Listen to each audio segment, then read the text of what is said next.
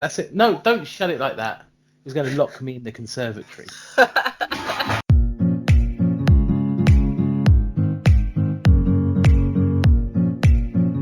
This is Faith and, a Christian podcast exploring faith in real life with young people.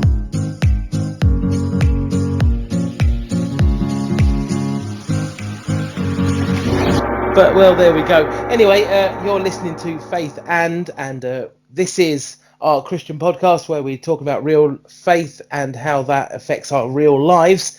Once again with Ruth. Hello. And we're joined again with our young lad, Josh. How are you today, Josh? Not too bad. Doing good. Good. Is the sun shining where you are? Absolutely. I am Andy, and we're going to carry on chatting a little bit about what we were talking about last week and this idea of identity. And I was really struck, Josh, by something you said last week. That idea of how it's hard for you to be a Christian or show your faith where you are, you know, with your mates and things like that, because you said it was difficult.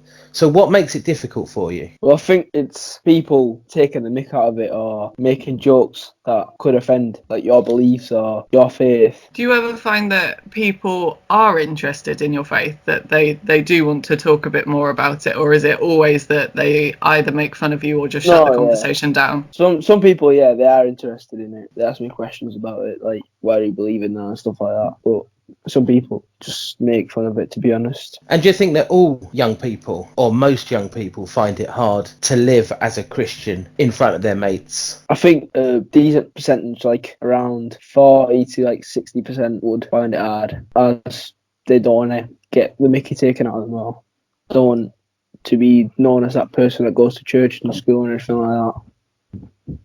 So yeah, I think that's really hard, and I think a lot of adults find that as well, that in offices and things like that, I guess it's different for Andy and myself. We're youth ministers. It's our job to talk about our faith, but if it's not your job to talk about your faith, to be able to share that in a secular world is really hard. So I think it's a really important topic that we should be chatting about, and hopefully we'll be able to learn from each other today. Yeah, when I was growing up, I found it hard, you know, to share my faith, to live.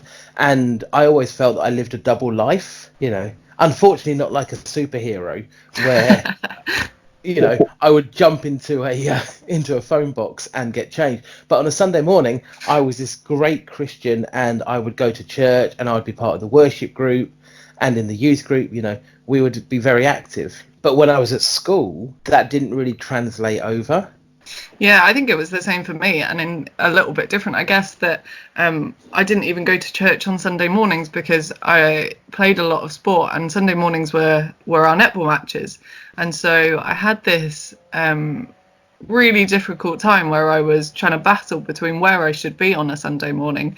And if I wasn't at one, those friends would be asking, and if I wasn't at the other, those friends would be asking, sort of thing. And it was never an easy conversation of, oh, well, I was at church and that's more important to me. It got a bit easier as I started to go to an evening service instead. But like you say, Andy, it was a bit like a double life of, oh, I'm this person in the morning who plays netball and is part of that team. And then I changed my outfit and put on the different superhero costume, because obviously I am a superhero, and go to church in the evening. But I suppose that leads us into this topic, doesn't it, of like, how should God and knowing who you are in God affect your identity? So what difference does God having God in your life make to your identity? Yeah, it's a good question, and certainly one that I've struggled with over the years, and I think to an extent I still struggle with it today.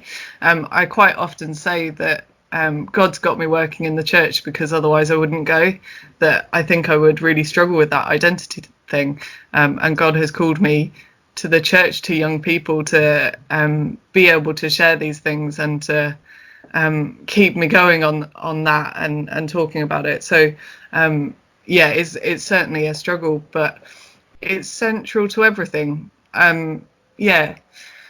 Whatever I do, it's there in the back of my head, or hopefully more towards the front of my head, of why am I doing this? What's the point? How is this serving God? And that is the same for my work, for friendships, for my family, that it's something that seeps into everything that I do and everything that I am. It's not just something I go to on a Sunday morning. Yeah, for me, as I was saying last time we were chatting, I think I went through a period of life growing up where maybe God didn't influence my life as much as he should have done. And I think that I found a lot of my identity in what I did, in what I thought I was going to do going up to university. So I found a lot of my identity in drumming, in sports, in my friends, in the clothes I wore, and even in the bands that I would listen to. But over time, I think the more time I spent with God, the more I became influenced by him, the more I understood who he was and who I was for him. And Christianity isn't about a religion, but it's actually about a relationship with a loving God. And when I realized that and I spent more time with him, then he became a bigger influence in my life. And so I think when you meet God, the more you invest in getting to know him and being influenced by him, the more you discover who you really are and who your identity really is. And only by getting to know God can you truly understand who he is and what he wants for you. And so I think the more time I spent with him, the more he influenced my life. Yeah, I think you're right, and I don't think it's linear either. I don't think it's a straight line. That it's a bit up and down, isn't it? That we have days or chapters or seasons or whatever we want to call them where we really believe it and where we fully understand that love that God gives us and that we are children of God. And there are other times where we feel distant and wonder what's going on and all of those sort of things. So I want to encourage people who are listening. It's not always straightforward, and that's okay. It does get a bit complicated and a bit of a roller coaster at times, but you're still on that journey and it's still a process and you can still be learning and God is still with us. Would you say it's easier for adults though, like to get a relationship with God or like to show your identity? Or would you say it depends on how much you know God? Like how much you have a relationship with God or how much you know him? Great question. Really great question. I think it's hard for everyone. I don't think many people would be able to sit in this conversation and go, yeah, I've got it all sorted and it was an easy ride and I can do everything because God loves me and I'm a child of God. I don't think it works like that very often at all. I do think it's a bigger question for teenagers and young people because you're growing up and you're working out who you are with all these things going on around you, with a lot of pressure around you. And yeah, it's a time of discovering yourself and having freedom and things like that as you grow up and move out from your parents' house or even just have a bit more responsibility within your house. So I think in that way it is harder and a bigger question for young people. But the question doesn't go away when you become an adult. And yeah, it depends who you are and where you are and what's surrounding you and all of those things as well. But I think, like Andy's been saying, the more we get to know God, the more time we spend with him, the more we can understand that we are loved and we are children of God and what that then means. And that will then mean different things for different people. And that will look very different in everyone's lives because we're all different and unique and wonderful people.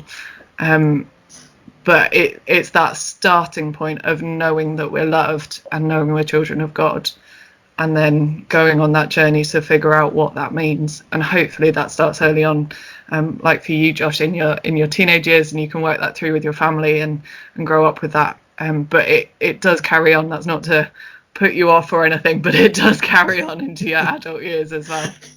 Yeah, it never gets easy. And I think that there are lots of adults who struggle with it and who still find their identity, even now in quarantine, identity is being challenged. Yeah. Because everything they thought they are, their work, their friends, their friendship groups, their social lives, most of that's been taken away. And so even now people's identities are being challenged and people are saying, well, who am I? So Josh, if you could ask us one final question, what would that be? I think it would be, how can we become influencers, not influencees? Good question. It's a hard one, that. That's really hard. Although, is Jesus the ultimate influencer? He did influence like a lot of people back like when he was alive, but like when he come to Earth though. Well, I was going to say, is he still influencing people now? I think he is, but I wonder if he is being influenced by the Father. And then we get into complicated Trinity questions, don't we? I don't want to go that deep on this. No, not at all. I was thinking it more of the thing, if Jesus had started an Instagram, how many followers would he have nowadays? Quite a bit. You reckon? I mean, I think so, yeah. who has the most followers on Instagram? It's probably someone like Kylie Jenner or someone like that. Is that your guess? You're going with Kylie Jenner? I think so, yeah. I'm going to look up quickly. No, wasn't it an egg for a while or something like that? But it says, according to obviously that famous source Wikipedia, so do not quote me on this in any sort of essay, Cristiano Ronaldo has 211 million followers. No, that's not a thing. Yeah. That's a lot of people. Well, there's a lot of people in the world, isn't there? Yeah, thanks for that. But I suppose my point is, would Jesus have more followers, than that? And actually around the world in the church, how many people go to church on a Sunday? How many people follow Jesus or would say he has an influence in their lives? I think it would be up there, wouldn't it? But it would be really interesting to see. Yeah, Jesus on Instagram. What pictures would he post? I reckon he'd post something like a quote, like an influential quote. A motivational conversation, Josh? Yeah, probably. Him and his friends at the Last Supper and the food they were eating at the Passover. A picture of his fish and some bread. Yeah. And say, well, what can you do with this?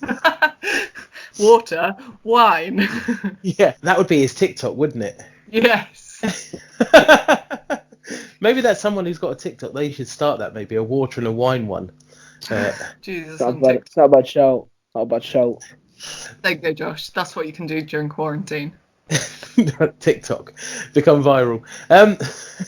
I suppose going back to the actual question of how do we become influencers rather than influencees?